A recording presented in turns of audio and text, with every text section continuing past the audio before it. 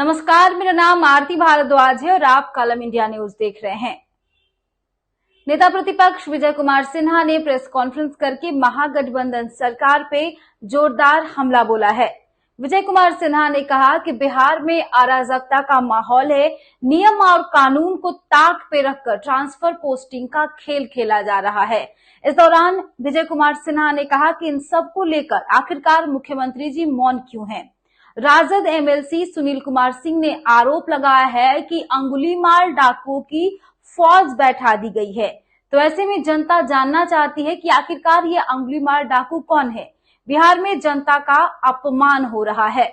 इस दौरान विजय कुमार सिन्हा ने कहा कि मुख्यमंत्री जी सत्ताधारी दल के नेता ही आप पे विश्वास नहीं कर रहे हैं, ऐसे में आप कैसे सरकार चलाइएगा।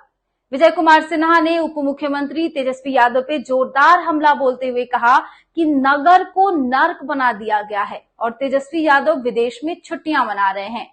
सबसे पहले चलिए सुनाते हैं आपको विजय कुमार सिन्हा ने क्या कुछ कहा।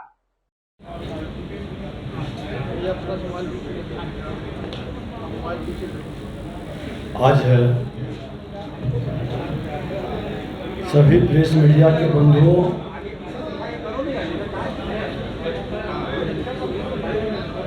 बिहार के अंदर जिस तरह से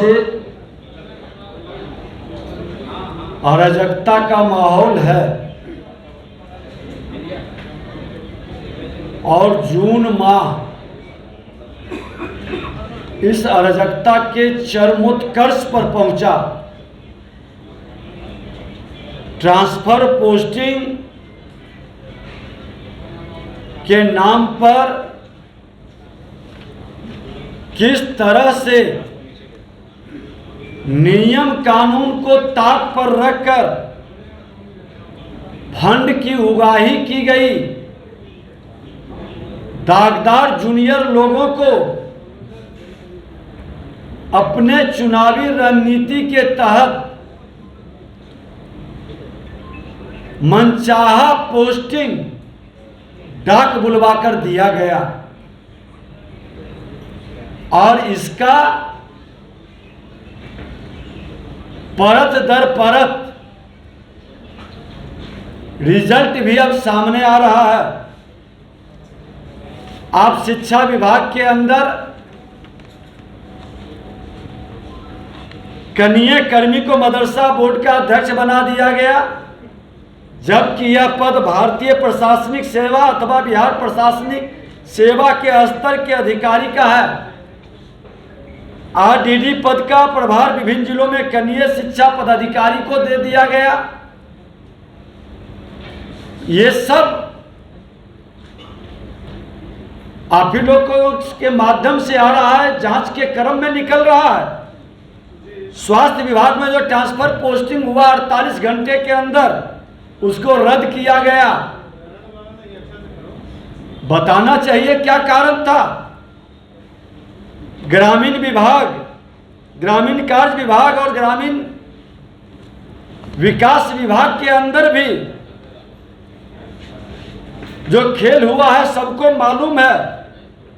समाज कल्याण विभाग में तो पूरी कंपटीशन ही डाक बोली का लगाया गया। राजस्व भूमि सुधार में ट्रांसफर पोस्टिंग में जिस तरह से खेल हुआ, मुख्यमंत्री जी मौन क्यों है। विपरीत विभिन्न पदों पर प्रोन्नति दी गई नियम के विरुद्ध। आज ये तमाम विषय पर सरकार को उच्च स्तरीय जांच करानी चाहिए, क्योंकि आज उसी का खामियाजा विभाग और बिहार की जनता भुगत रही है। सत्ता सेवा के लिए होता है और सत्ता में मेवा के लिए जिस तरह से आपस में भिड़ंत हो रही है, विधायिका और कार्यपालिका की टकराहट जिस रूप में प्रकट हो रहा है। पहले तो पूर्व मंत्री कहते थे कि मुझे चोरों का सरदार बना दिया गया, अब तो सत्ताधारी दल के एमएलसी कह रहे हैं कि उंगली मार डाकू की जमात बैठाई गई है, जो लूटता है और अपने को संत कहने वाले उसको संरक्षित करते हैं। इतनी बड़ी आरोप के बाद भी मुख्यमंत्री मौन है। बिहार की जनता जानना चाह रही है वो खड़ग सिंह उंगली मार डाकू कौन है, और वैसे पदाधिकारी बिहार के अंदर विधायिका को भी कलंकित करे और बिहार की जनता की गाढ़ी कमाई का भी लूट करे। ये विपक्ष के नेता के नाते मैं सरकार से पूछना चाहता हूं कि जब सत्ताधारी दल के लोगों का आप पर विश्वास नहीं रहा, सत्ताधारी दल के लोग बार बार अलग अलग प्लेटफॉर्म पर कई बार प्रश्न उठा रहे हो और आप सत्ता चलाने की बात कर रहे हैं, ये राजनीतिक अस्थिरता पूरी तरह से प्रशासनिक अराजकता में बदल दिया। शिक्षक अभ्यर्थी का मामला हो, शिक्षक नियुक्ति के नियमावली का मामला हो, कृषि सलाहकार के आंदोलन से जुड़ा मामला हो, या नियोजित शिक्षकों से वित्तरहित शिक्षकों से जुड़ा मामला हो, मुख्यमंत्री जी आप मौन क्यों हैं? अपराध भ्रष्टाचार पर भी आपका जवाब नहीं है। सदन के अंदर माननीय मंत्री इजराइल मंसूरी पर आज तक मौन आप बैठे हैं।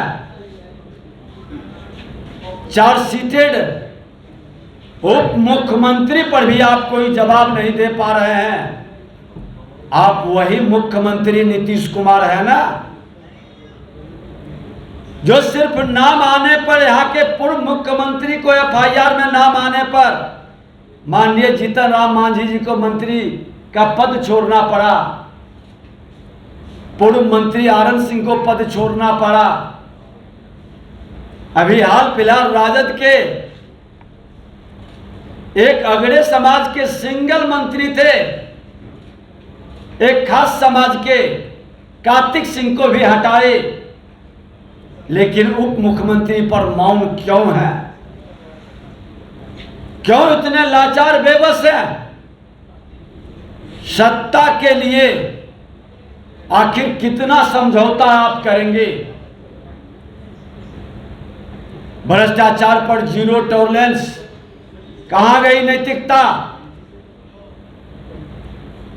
घोर प्रशासनिक अराजकता के कारण उंगली मार डाकू सरकार में जिस तरह से हावी है और डायरेक्ट ये आपके ऊपर प्रश्न लग रहा है, जवाब आपको देना होगा। इस मामले को सड़क से सदन तक उठाई जाएगी। कहीं न कहीं अपराध भ्रष्टाचार और शिक्षक नियुक्ति का मामला पहले से ही मुंहबाए खड़ा है। अब तो आपके जिसके बल पर आप सत्ता में बैठे हैं वही प्रश्न उठा रहे हैं, और हम इतने निर्लज्जता के साथ सत्ता में कुर्सी के लिए समझौता कर लें। ये बिहार के लोकतंत्र की धरती की,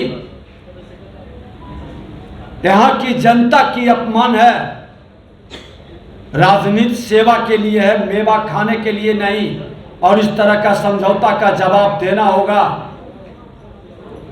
ट्रांसफर पोस्टिंग नियम के विपरीत पदाधिकारी अगर जो कोई ईमानदारी से काम करना चाहे तो उसको हतोत्साहित, डिमोरलाइज करने का एक गिरोह बना करके,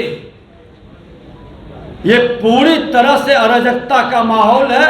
इस अराजकता के वातावरण में सरकार अब एक दिन भी चलना बिहार की जनता के साथ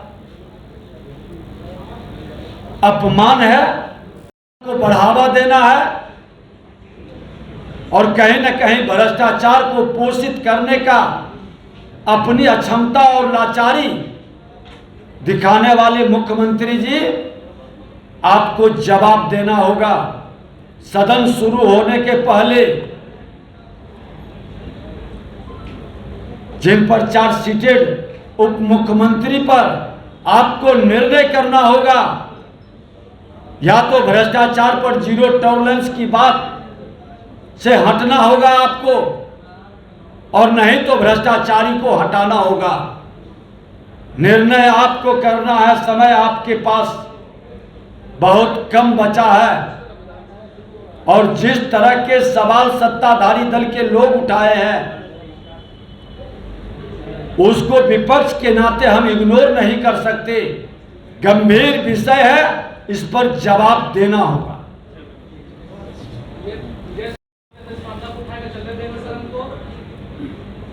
थोड़ी सी भी नैतिकता बची होगी तो मुख्यमंत्री जी को आज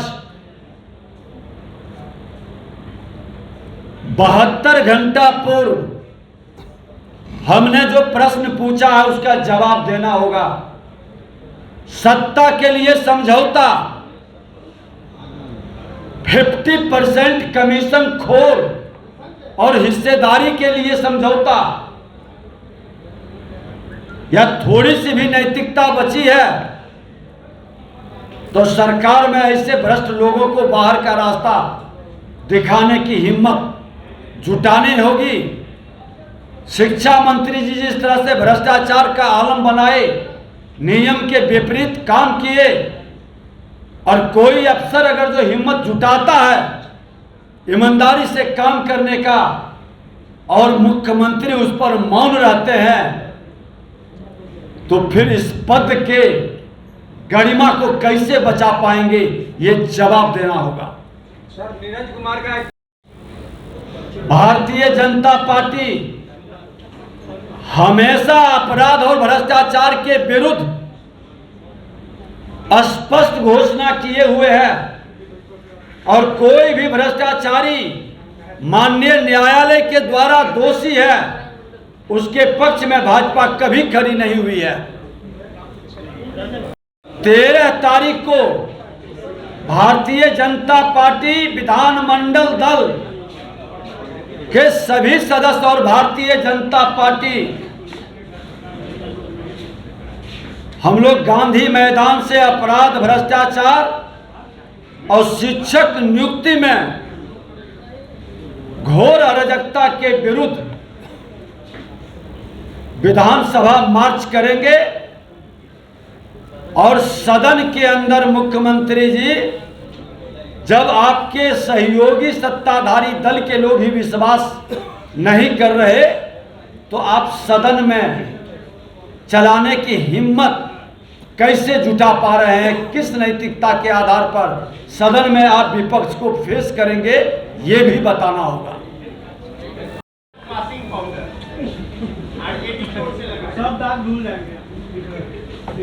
राजद के लोग कांग्रेस के सहयोगी रहे हैं और कांग्रेस सहयोगी सभी लोग संवैधानिक संस्था पर भी विश्वास नहीं करते, लोकतंत्र में भी विश्वास नहीं है, संविधान में भी विश्वास नहीं है। माननीय न्यायालय के द्वारा जो आरोपित होते हैं उस पर भी भाजपा से जोड़ के, भाजपा के वॉशिंग पाउडर से अपने को बचाने का प्रयास करते हैं, लेकिन भाजपा संवैधानिक संस्था पर विश्वास ही नहीं करता है, उसके पालन के लिए भ्रष्टाचारियों को बख्शने वाला नहीं है। राजगीर में मलमास मेला कार्यक्रम देखने का तैयारी को लेकर मुख्यमंत्री, लेकिन तेजस्वी यादव की कहीं तस्वीर नहीं लगी है, हर जगह सिर्फ नीतीश कुमार की तस्वीर लगी है। अब लोग तो चर्चा कर रहे हैं कि तेजस्वी यादव जी नगर नरक बन गया, पूरा स्वास्थ्य विभाग का बदहाल स्थिति है, आज तटबंध से लेकर के बाढ़ की वातावरण बन रहा है, आपदा का मामला है, कई गंभीर संकट प्राकृतिक और जन समस्याओं को लेकर के गंभीरता नहीं दिखाकर विदेश में बहुत आवश्यक किस कार्य से लगे हुए हैं। ये बड़े भाई जो राजनीति में अपनी भूमिका और सक्रियता दिखाने के लिए बेताब है, श्रीमान लालू प्रसाद यादव को बताना चाहिए और मुख्यमंत्री जी की लाचारी और बेबसी और मौन बता रहा है कि बिहार पूरी तरह से अराजकता का शिकार है। तो आपने सुना कि विजय कुमार सिन्हा ने कहा कि पूरे बिहार में अराजकता का माहौल है, नियम और कानून को ताक पे रखकर ट्रांसफर पोस्टिंग का खेल चल रहा है। तो फिलहाल के लिए हमें दे इजाजत, देखते रहें कलम इंडिया न्यूज। इस तरह के तमाम अपडेट्स के लिए आप हमारे चैनल को सब्सक्राइब करें, हमारे वीडियो को लाइक और ज्यादा से ज्यादा शेयर करें। बहुत बहुत धन्यवाद। नमस्कार, मेरा नाम गरिमा है। मैंने इस बार यूपीएससी की परीक्षा में ऑल इंडिया रैंक 2 हासिल की है और मैंने अपने इस जर्नी में परफेक्शन आईएएस से आंसर राइटिंग के दौरान मदद ली थी और मेंस पर फोकस करना बहुत इम्पॉर्टेंट है बिकॉज मेंस का स्कोर ही आपको इस रैंक तक आगे पहुंचा सकता है।